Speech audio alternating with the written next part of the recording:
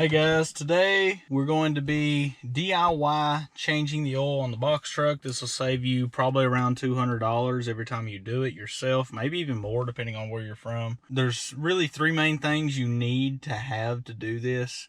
Since it's in a box truck, specifically an International 4300, my engine's the Maxxforce. Make sure you follow your owner's manual to find the right oil and everything you need to be using. But you'll need about 4 to 5 gallons of oil. You'll need a container to catch the old oil and something to store it in.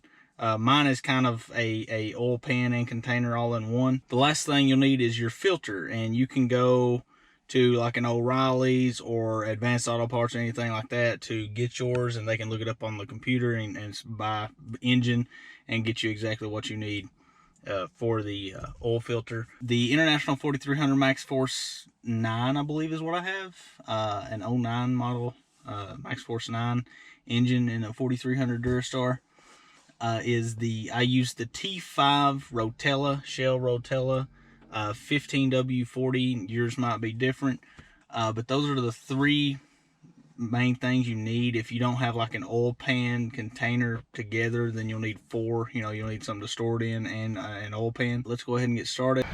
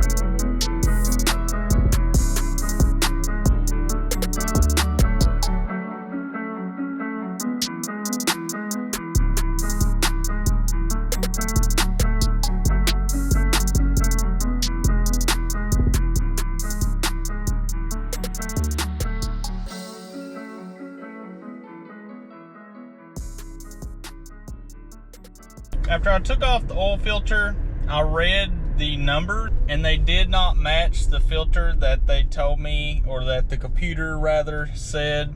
The threads didn't line up. The number that was on the filter that was on there before that I took off, instead of 57708, it was 57744XD. I went and got one. It's like 86 bucks.